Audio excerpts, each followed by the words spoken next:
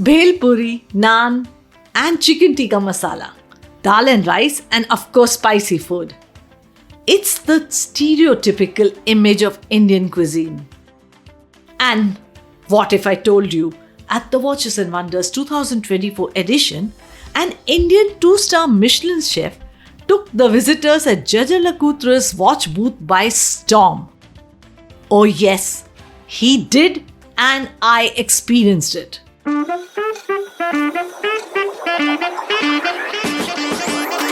Welcome back to another exciting and interesting episode on Luxe Insider with me, your host Anita Khatri. In today's episode, I explore the world of a watch brand Jaeger LeCoultre at Watches and Wonders Geneva, the mesmerizing booth, the new timepieces, and gastronomical experience at the booth. The theme for this year was the pursuit of precision.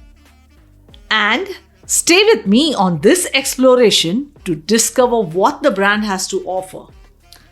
Months before Watches and Wonders, I got an email from Jaeger LeCoultre asking if I would be interested in experiencing the precision atelier at the booth. Little did I know then that this year Jaeger LeCoultre had commissioned Chef Himanshu Saini for their precision atelier. Wait, a prestigious international brand associating with an Indian name? Got me all excited, and I couldn't wait to discover what's in store.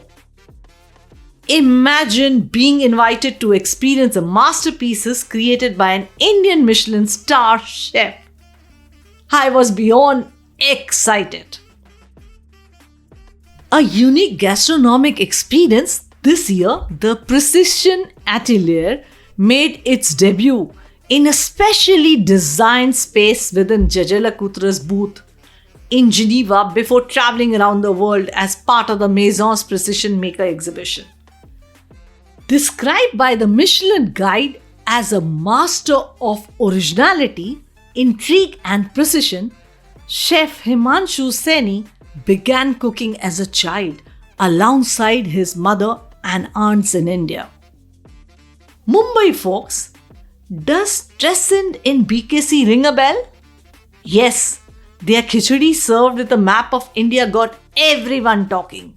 Today, recognized as one of the world's most talented and exciting interpreters of Indian cuisine, Chef Himanshu Saini's restaurants in Mumbai and Dubai, Trescent and Trescent Studio have become gourmet destinations. Cut to Geneva. Upon entering the busy Jaeger LeCoultre booth, I was straight whisked off to try the innovative creations. The Precision Atelier offered visitors to sample 4 savory bites, specially created by Chef Himanshu Saini. For each of the bites, Chef Himanshu drew inspiration from different aspects of the art of precision that he observed during his visit to the manufacturer in Le Santier. I got lucky to try all the 4 creations, namely Crimson Rosette, Verbena Outburst, Mysterious Forest, and Pine Nut Delight. It was something else. Truly global ingredients with a hint of desi taste. Oh my god, what an experience! Here's a little from my interaction with the chef. But please go to my YouTube to watch the complete experience of tasting the delicacies. I would urge you to try them in one of the Trescent restaurants. So tell me, when you first got this proposition of getting on board for Jaeger LeCoultre, what were the first thoughts that how can you marry precision or let's say gastronomy marriage with watchmaking? Did you ever wonder, or did you just instantly said yes, I will do it? No, there was a challenge to make this happen, but of course there are certain common principles in watchmaking and in cooking. Which are they? It's about being precise. Like what you've seen is a precise pattern, shape, how it looks. It's same with every time they make it. So that's the precision we want to have in common with the principles of the watchmaking. The last one which you have was our precision of fabrication. So we fabricated the crisp, and then we combine the flavors which are not really common. So the gorgonzola, the beetroot, the peanuts, you don't see it often being paired together. So we fabricated those flavors. We made rare flavors. Yeah. But principles, when you mentioned to me, besides the precision, there is any other principle that you also see which has commonality I mean to see, between. like, for example, there are many machines which have been made so many years ago, and they're still been in application in today's world. They're still relevant. They're still very important. Correct. And then every time you have a new artwork, a new design, you sometimes reinvent your own creation, and I see that happen with food also. Okay. When you try to modernize something, most of the time it's you reinvent a classic. So Okay. that sometimes classics doesn't go out of fashion. You bring them back in some way or the other. I think same things happens with the watchmaking, Watchmaking also. and same things happens with the cooking also. Okay. And everyone has their own vision. Like, I mean to say, there are very rare that you have new timepieces in terms of technology, but most of the time, what is happening right now is reinventing, Yeah. taking you, inspiration from the past and moving forward. Yeah, so you go into your archives in the history and take that inspiration, and so you see that also happens in the cooking. 100% all the Yeah. time.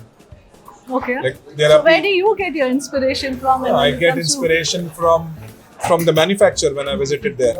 And what was your inspiration from? It's just that some of like this timepiece took them 8 months to assemble.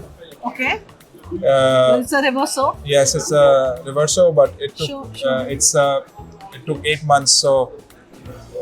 So much of hard work, dedication, and labor has gone into making this Okay. timepiece. Is something which I want to reflect on to my cooking also. 8 months it would take I mean- for you. No, you sometimes spend so much time to discover a new dish. You put together elements. Sometimes you get stuck, and you keep on working on a dish till it becomes perfect. I mean to say, you don't have to wait for 8 months, but I mean to say, you don't lose hope on. You make something, doesn't happen, then you start again. And you do quality check as well there uh, in when you're cooking. of course, Like there is quality check out here. Of You're course. putting things together and tasting. That's what Yeah. you mean. I mean to say that there is so much labor and love which goes into making a watch. Uh-huh. And I see it's the You're same right. principle with Labor of love and affection. like when you pickle something, it took months. Yeah. So sure. it doesn't just produce overnight. No, you make a pickle, it take months to get it right. Get it right. So how much time it took for you to So from make last me six taste? 6 months we've been working on this. 6 months it took for you to. No, but we make did me multiple taste? dishes. We did 15 dishes. We narrowed down plus minus, and then we Zeroed into these. four dishes. Yes. So which are the 4 signature dishes that you have now here? The first, this one and this one you tasted. Which one? What was it? Name it for me. Mysterious Forest. Mysterious Forest, This is Crimson Rosette. Crimson Rosette. Okay. Then we have the Pine Nut Delight, Okay. and we have the Verbena Outburst. Mardina outpost. Okay. So 4 dishes. It took you 6 months, and you got the inspiration also from the manufacturer and Valido June. Yes. All right. But there are certain ingredients which I would not use in Indian cuisine Like? if I'm not been exposed to, like chestnuts. Chestnuts you will not use in Indian cuisine. Like, it's not, you can use it. I'm not afraid to use any ingredients, but I have not really thought about using it in the cooking. But then when you are exposed to certain ingredients, you want to make an application. You want to use it. Like verbena, for example, is something which is not very common. Melissa is something which is not very common in Indian food. But then, of course, you get exposed to such ingredients, and you try to use it with Indian flavors. When did you know already you would become a chef? I think when I was growing up, I spent so much time in the kitchen of my grandparents, because there was an extended family of 50 people.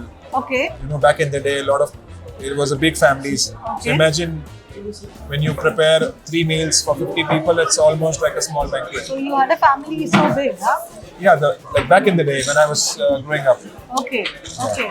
And you already knew at that time you want to become chef? Yeah, because you spend so much time in the kitchen, you had started admiring the nuances of cooking, and of course wants to give your mom, your aunts a helping hand, so you're always active. And of course, the love of eating food is always pushes you to pursue it. Like if you really like something, then you get to do it, give your best if you like your profession. No? So Did you ever think that you would one day in future sit in Geneva and create such a marriage which is between cuisine and precision with a watchmaking but of company? course, I'm more happy that I'm representing Indian cuisine in Watches and Wonder, which is a big honor. I get to voice my opinion about Indian food and tell the world that Indian food can also be this. It's not just a curry, bread, rice, kebab. How nice. Congratulations. Yeah. Thank you, Thank you so for much, making madam. us proud. Thank you so much. While gourmet experiences were one of the highlights this year, Jaeger LeCoultre got all watch enthusiasts talking. Right from the booth experience to the complicated timepieces. The brand booth? Where do I even begin? Fire fountain, live artisans' workstations, and so much history. Jaeger LeCoultre paid homage to the genesis of precision. A story that began many generations years before the Maison was founded and is intrinsically bound to the history of Vallée du Joux, the hotbed of watchmaking. The design of the booth was inspired by the forges of the 18th and 19th centuries, where the Vallée du Joux blacksmiths honed their skills. At the center of the booth, the flames of the forge were translated into a spectacular fire pit. Projected onto huge LED screens that surround the fire, a sound and light show narrated the story of Swiss watchmaking in the Vallée du Joux. Beginning with the first inhabitants to settle this harsh and wildly beautiful landscape, tracing the arrival of LeCoultre family, the birth of metallurgy, the dawn of watchmaking, and the birth of Jaeger LeCoultre. Different scenes were animated with fire effects, smoke, sparks, and flames, and it was truly one of a kind experience. At stations located around the booth, master artisans from the manufacturer revealed their precision and work of art with live stations of gear cutting, hand beveling, and shaping of hairsprings. And this episode is incomplete without the heroes, the two novelties. There were many, but I would be talking only about the two. Duometer Helio Tourbillon Perpetual and Master Ultra Thin Perpetual Calendar. Watch collectors, you are in for a treat. The Duometer Helio Tourbillon Perpetual is an innovative tourbillon constructed on the 3 axes to create a unique kinematic effect. You have to see to believe this. It has 163 components weighing less than 0.7 grams. On the dial of the Duometer Helio Tourbillon Perpetual, the triangular arrangement that directly expresses the underlying mechanism with its 2 barrels and gear trains has been turned 90 degrees. The time display is flanked by the 2 power reserves, and the base of the triangle is formed by the moon phase indicator and days on one side and the months and years on the other. Measuring 44 mm in diameter, the case alone has 34 separate parts, and the lugs are screwed rather than integrated to enable multiple finishing techniques, and of course is very smooth on the wrist. It truly is a watchmaker's watch.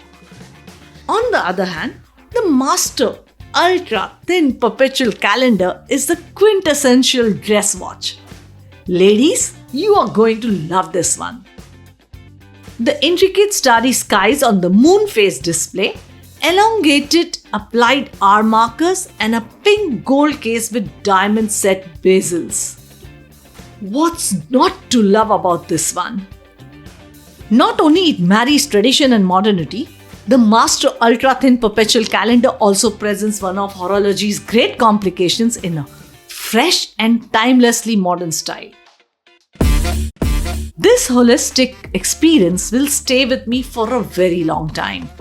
And compiling this episode has been enriching to revisit what I saw and felt. I cannot wait to see what they have in store next year. For the stunning visuals of the booth, the master timepieces, and lastly, my culinary treat at Jaeger LeCoultre, head to my Instagram and YouTube. That's all from me on this episode. I'll be back next week with a new episode from Watches and Wonders. Goodbye until then.